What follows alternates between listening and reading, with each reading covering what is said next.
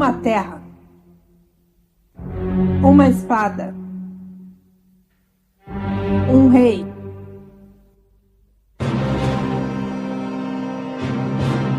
Great Pendragon Podcast, o seu canal de RPG arturiano e assuntos medievais.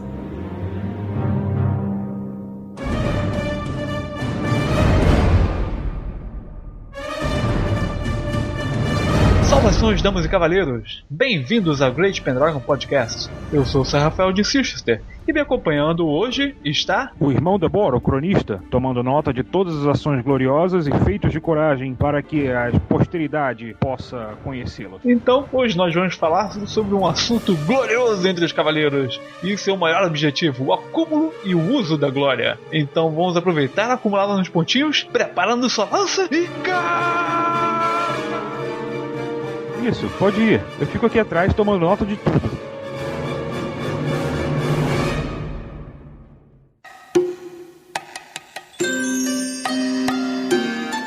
Livro 1, Capítulo 14. Da glória ao ponto de bônus.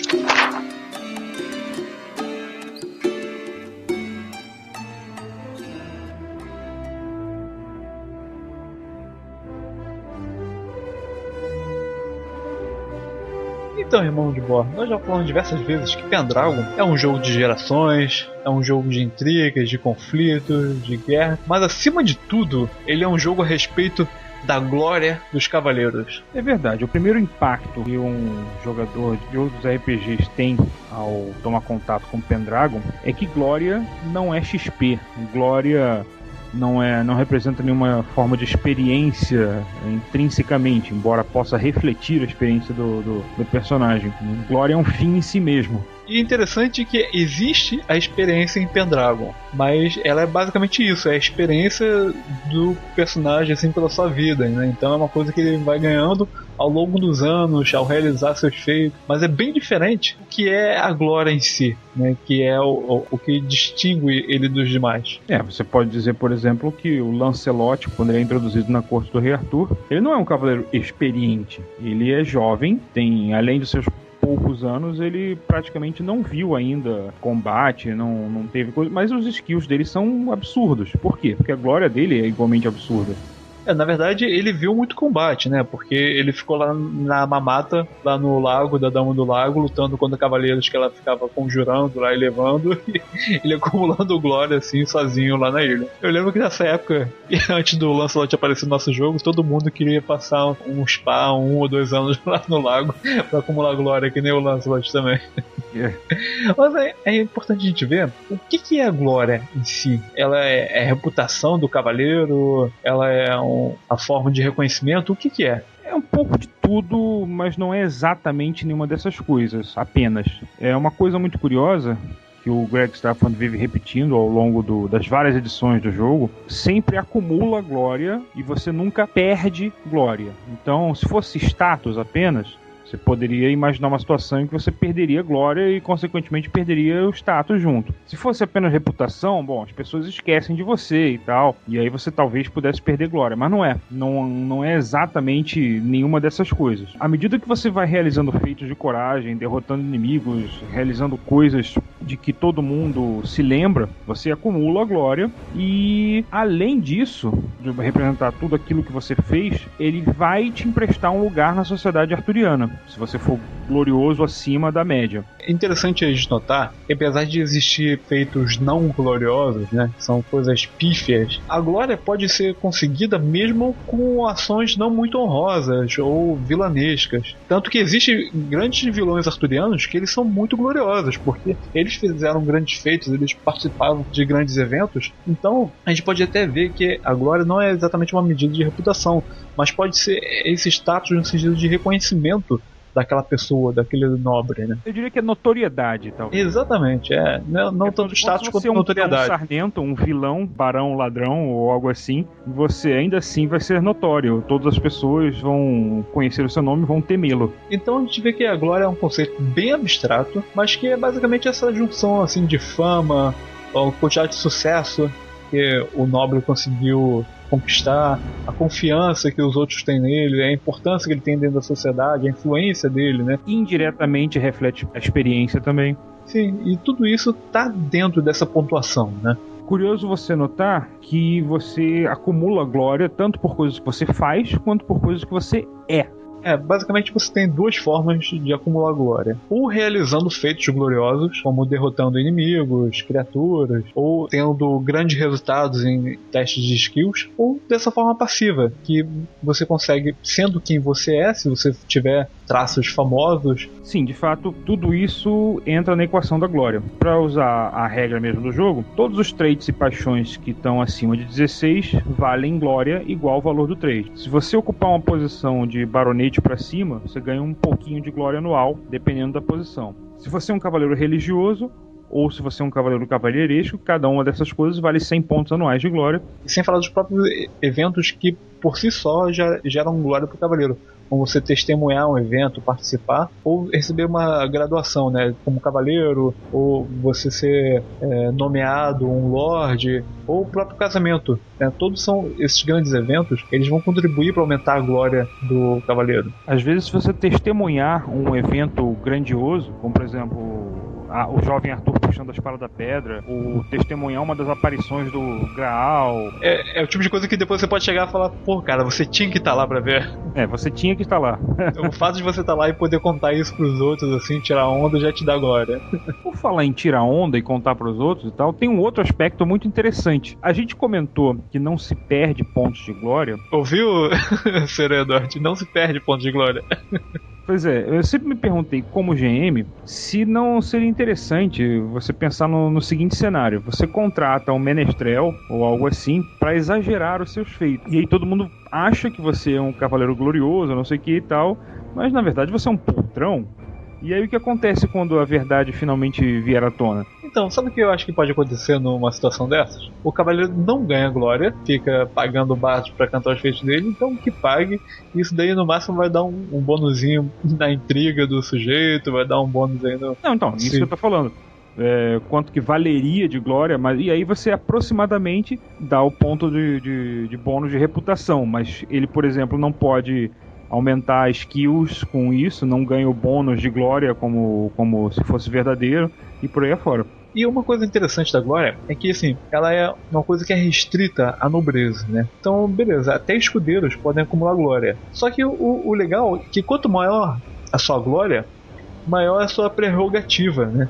Então, quanto mais glorioso é o Lorde, quanto mais glorioso o Cavaleiro, mais ele tem a oportunidade de acumular glória. E os novos estão sempre assim sedentos para conseguir mais, né? E com bons motivos. Eu posso imaginar que alguns Lordes queiram ser um pouco mais discretos, não queiram chamar tanta atenção assim. Mas de maneira geral, especialmente depois do estabelecimento do reino de Arthur, quanto mais glória melhor. Uma cena que mostra muito bem isso, quem leu o Game of Thrones, ou quem viu a série no meu caso, tem uma parte lá com os Lordes no norte, quando eles estão preparando para as batalhas e eles não conseguem se decidir quem vai na vanguarda, quem vai aonde, todo mundo disputando uma posição de destaque. Isso é uma coisa comum quando você tem muitas pessoas com glória alta, né? Cada um está querendo um destaque maior no evento, até para poder acumular mais reconhecimento. Num grupo de RPG é muito comum, não, peraí, quem é que tem o skill mais alto de battle, não sei o que, esse cara vai liderar? Não. Em Pendragon, quem lidera é quem tem mais glória.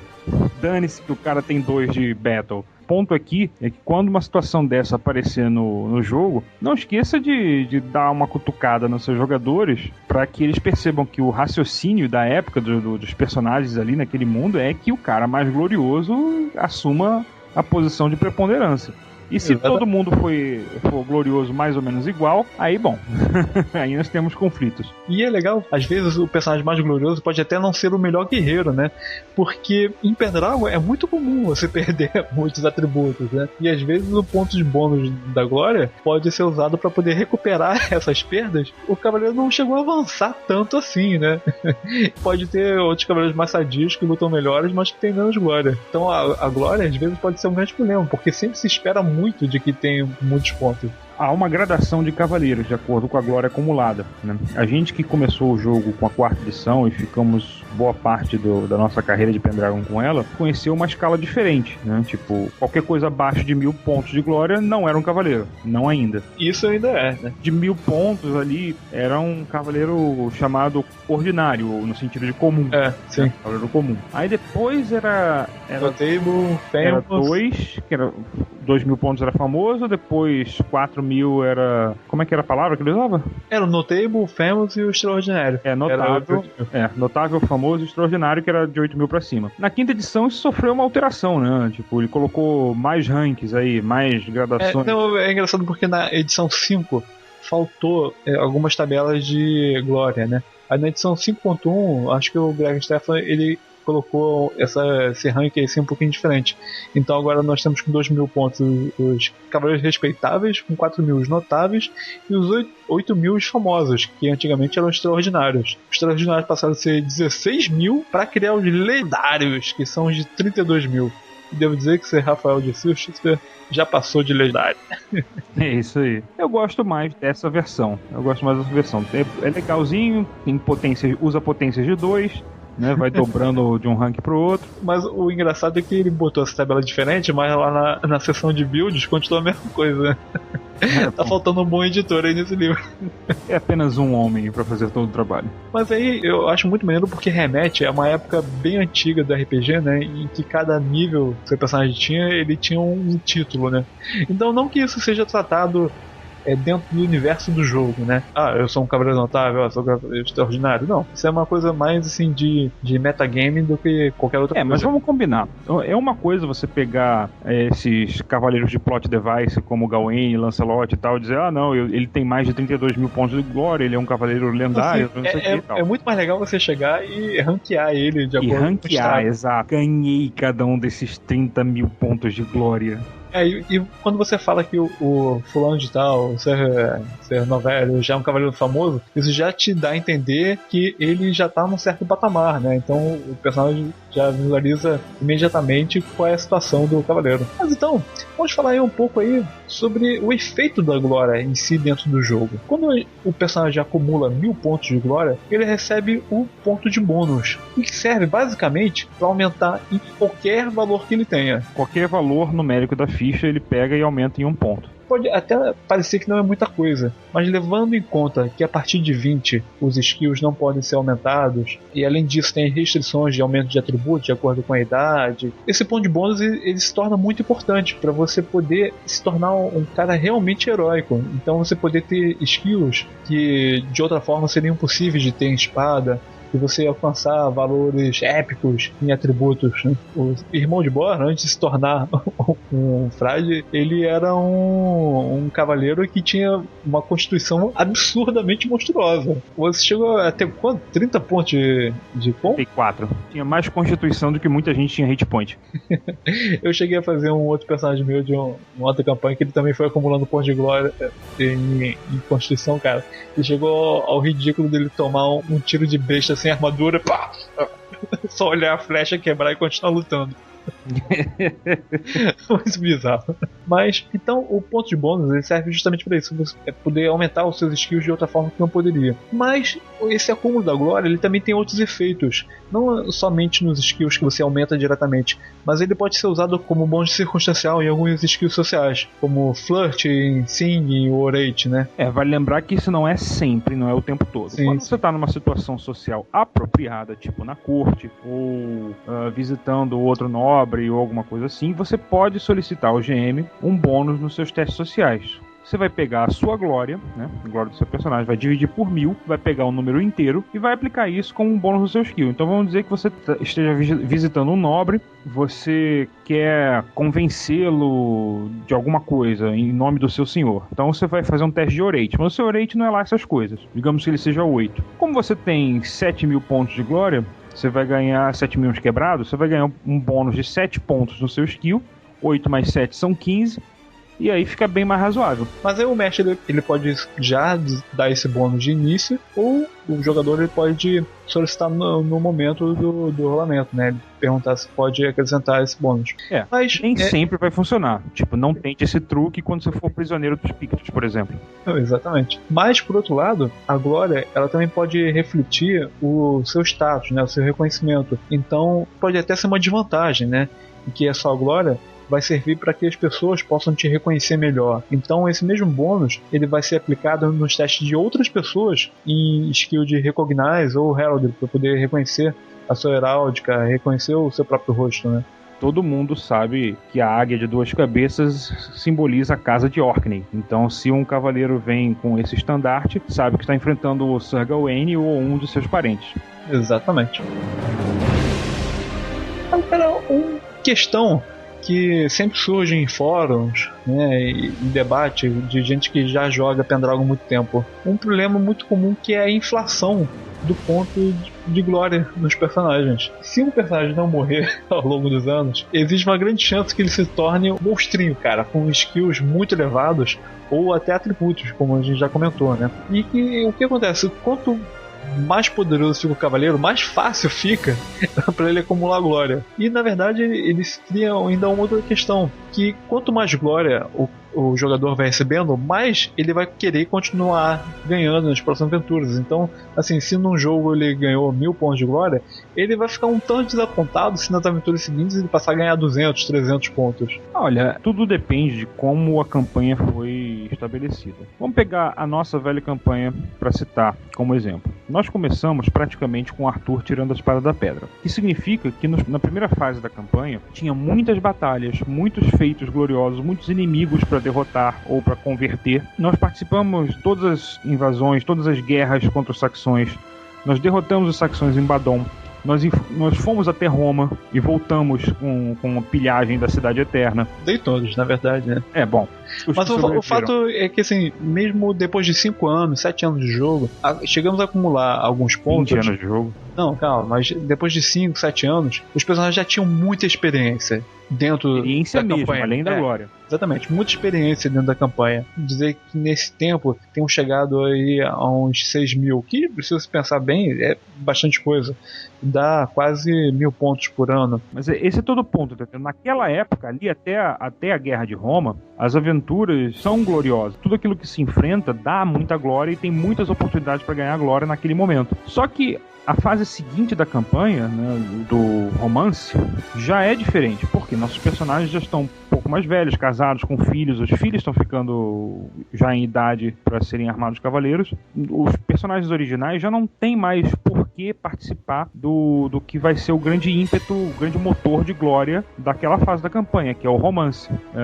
Isso seria uma coisa para os jovens. Então é o caso do GM ter uma conversinha e falar: olha, você não tá afim de aposentar esse teu personagem, assume o filho dele, alguma coisa assim? Claro, a maior parte dos jogadores vai dizer que não. Especialmente quando ele já pode tirar crítico de 10 pra cima de espada, né? Às vezes até mais. Mas o fato é que não há mais tantos dragões assim, não há mais tantos saxões assim, não há mais tantos cavaleiros bandidos pra enfrentar. O lance agora é outro. Então, quando antes você estava acostumado a tirar 1.000 pontos de glória por ano, em algumas ocasiões até 2.000 pontos de glória por ano, você vai ganhar 300, 400 talvez, se tanto. Você vai ganhar mais glória passiva do que por grandes feitos. Mas enfim, essa questão da inflação da glória é uma questão que pode ser problemática assim nas mesas, deve ser tomado cuidado. A principal coisa é demonstrar que assim, eventos que dão muita glória num ano, eles têm que ser colocados que são realmente uma grande exceção, né? As coisas realmente épicas, assim, que vão dar esse ponto de glória, elas não são o normal. Então tem que se colocar que aventuras especiais, aventuras maiores,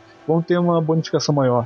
Mas isso não é uma coisa que vai acontecer sempre, né? Justamente. Ele é muito mais frequente na primeira fase da campanha, na fase da conquista, né? Da consolidação do reino de Arthur. E vai ficando mais raro no período do romance e tal. Vai ser só ocasional. E aí a porca começa a torcer o rabo no final, no declínio. Mas se por acaso acontecer dos jogadores já acumularem muitos pontos de glória, nada que alguns Mejounds não possam resolver o problema na ficha dele, né? E no final, a idade sempre acaba levando muitos pontos de atributo. E o importante, manter registro, cara. Tem alguns jogadores que têm essa péssima mania de não anotar as aventuras na parte de trás da ficha, não colocar a pontuação anual. E isso é uma coisa assim, é quase um diário do teu personagem, para você poder olhar lá e ver por tudo que ele passou. Vale a pena, cara. Escreve. Não nada. É o nome da aventura, o dia em que foi jogado e a quantidade de pontos de glória que você acumulou. Só isso. O ano, na verdade, né? É, o ano. Então é isso aí. Mantenha o seu registro e deixe sua glória aí para as próximas gerações.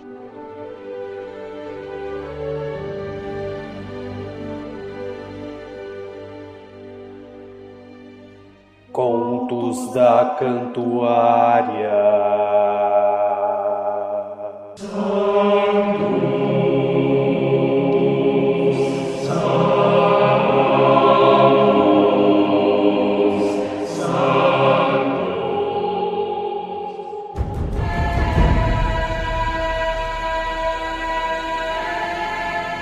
E por falar em glória, ecoando pelas próximas gerações e pela eternidade, nós trazemos hoje para o Contos da Cantuária um filme de 2004 e que foi um tanto conturbado aí na comunidade nerd, mas que tem o seu valor. Estou falando do filme Troia, dirigido por Wolfgang Petersen, com roteiro de David Benioff e a ótima trilha sonora de James Horner. David Benioff é um cara que foi trabalhar depois em Battlestar Galactica e Caprica. Aliás, eu tô olhando agora e reconheci o nome. E ele já trabalhou em vários episódios de Game of Thrones e alguns ainda que da terceira temporada, que já tá por vir. Ou seja, é uma figurinha fácil conhecida. Você falar que é engraçado que a Guerra de Troia, né, teria reunido os grandes campeões daquela época, né? E esse filme, cara, tem um casting assim que é estrelar também. Brad Pitt, Orlando Bloom, Sean Bean, Eric Bana, Diane Kruger, e sem falar de algumas velharias aí que, pô, são presenças assim fortíssimas e que tem que estar em todo filme épico, como o James Corden e o Brendan Gleeson, que quem viu o Coração Valente vai lembrar, né, que são aquele pai e filho assim escoceses, amigos do Mel Gibson. É verdade. O Brendan Gleeson, naturalmente, fez também o Kingdom of Heaven, né? O Cruzada. Sim. Não, cara, eles estão em todo filme épico. É impressionante, cara. É impressionante. Ainda tem o Brian Cox como o Agamenon e o Peter O'Toole, cara. Roubando a cena, sempre cara, que aparece. Fantástico, cara. A cena que ele aparece explorando o Aquiles, cara, é emocionante, cara. Ficou muito boa a atuação dele. Detalhe que eu li certa vez, havia alguma preocupação com o tempo de duração do filme e tal, aí queriam cortar essa cena. Aí o Peter O'Toole, não. Eu assinei essa droga desse filme porque eu queria fazer essa cena. Nada disso. Não, cara, e a cena assim é realmente fantástica, cara. A atuação assim, do Brad Pitt tá boa, mas do Peter O'Toole, cara, assim, você entende aquele momento, graças a essa cena. As más línguas diriam que essa cena salva o filme. Cara, maldade. O filme é legal, sabe? Ele tem. Eu gosto. Mas ele é muito bom. Agora, problemas, mas eu gosto. O interessante é que nesse filme também a gente tem a presença do nosso queridíssimo Rei Arthur, né, cara? Tem o Nigel Terry. What? Cara, tem o Nigel Terry no filme. Caraca, onde é que ele tá?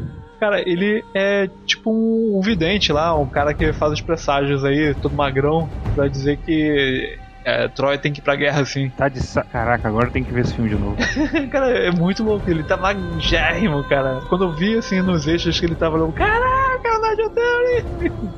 Uma loucura. Sim, né, cara?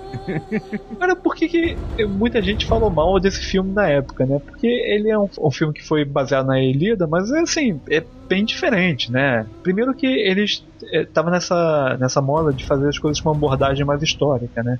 E menos fantasiosa, menos coisas de Deus e magia, não sei o que.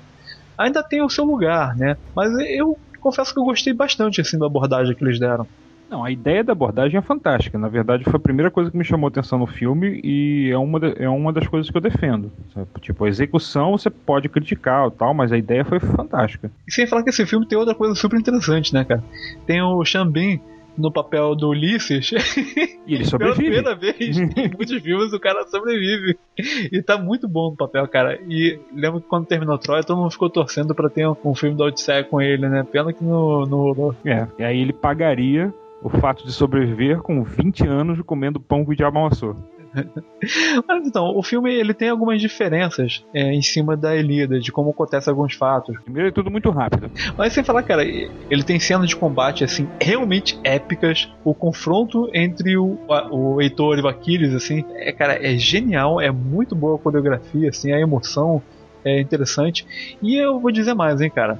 Se tiver oportunidade, corre atrás da versão do diretor, a versão estendida desse filme, e tem algumas cenas assim muito mais interessantes, sabe? Ele tem uma introdução mais longa, mostrando assim a morte na guerra, quando Troia é tomada, ou tem mais cenas do saque de Troia, cara, é pesado, sabe? É muito interessante, muito legal de ver. Ainda não vi, ainda não tive a chance. Eu acho que eu cheguei até a te emprestar meu DVD, cara, mas se não, eu te peço de novo. Vale a pena também por causa do Boagrius! Cara, por causa desse gigante, eu matei um personagem no meu jogo de Pendragon. Eu tive que botar um saxão gigantesco assim pra ser alguma coisa parecida, só que o cara morreu pro Boagrius do meu jogo. Acontece, cara. Mas então é isso aí, galera. Troia, um filme de 2004 com direção de Wolfgang Petersen, que também é famoso por dirigir muitos filmes de catástrofe, né? Será que é por isso que o pessoal não gostou tanto? Achou o filme uma catástrofe? Então é isso aí, galera. Que a glória permaneça para a eternidade.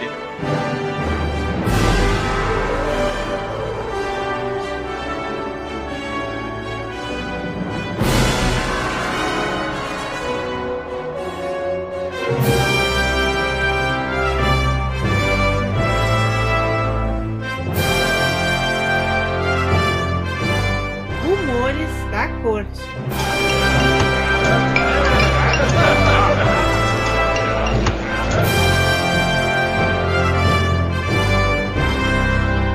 Então, irmão de boa, estamos aqui reunidos novamente na corte pra gente garantir mais uns pontinhos de glória aí na passagem do ano, fazendo nossos cheques aqui de corte, e eu vou ver assim. Tomem nota, hein? Vou ver se pelo menos eu ganho um bônusinho aqui no meu rate. Vamos ver se sai um resultado melhor. Mas enquanto isso, vamos contabilizar aqui a glória ativa da galera que comentou aí no último episódio do Grande Pendragon Podcast. Ganharam aí 20 pontos de glória o Mário Márcio, Alexandre Santiago, o Nick, Tarcísio Lacatos e o Cláudio Cavalcante. Isso aí, 20 pontos de glória, podem anotar. E o pessoal comentou aí no nosso episódio aí sobre os escudeiros. Galera, muito obrigado aí. Pô, o Nick deu uma sugestão de livro que saiu, que é a Companhia Negra, que ele chama o Grande Glenn Cook. Confesso que nunca ouvi falar, cara. Engraçado, eu não me lembro do nome do autor, mas o nome da obra não me é estranho, não. Eu já escutei o galo cantar em algum lugar. O Nick, ele recomendou o livro. Eu parei pra pensar assim, cara, eu já vi esse livro. Aí eu lembrei, eu ganhei ele de aniversário, cara. Vou até aproveitar a recomendação do Nick e vou pegar ele aqui pra ler. E o Tarcísio também, cara, ele sugeriu uma parte do documentário, né? Fala dos piores trabalhos do mundo, falando um pouco do trabalho do escudeiro, cara. Como era horrível ser um escudeiro naquela época.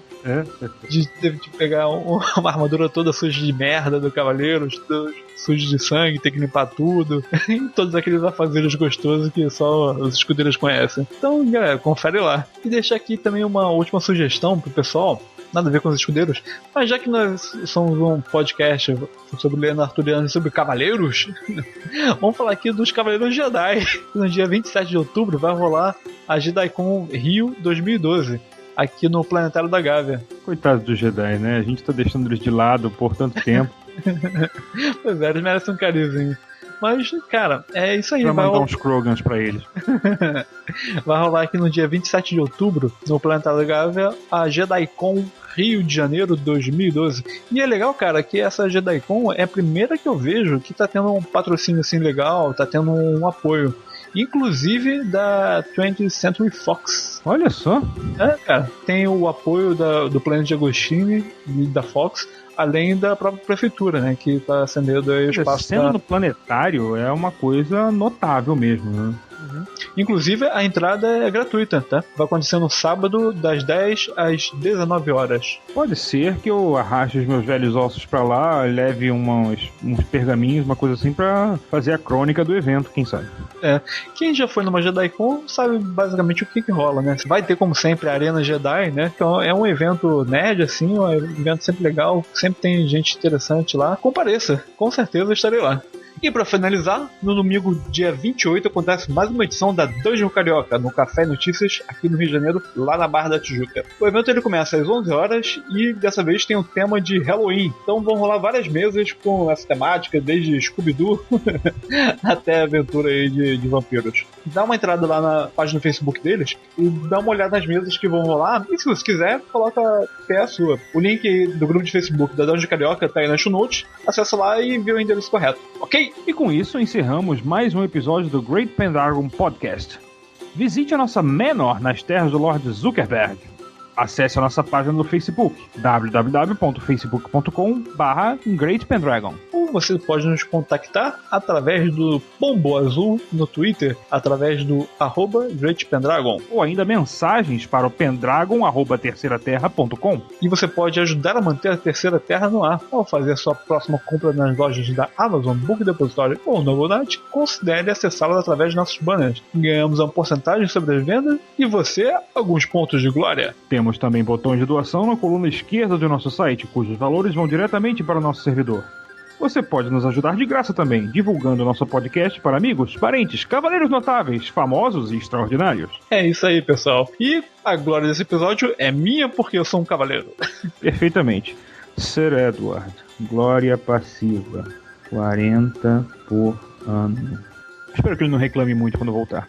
Então até a próxima.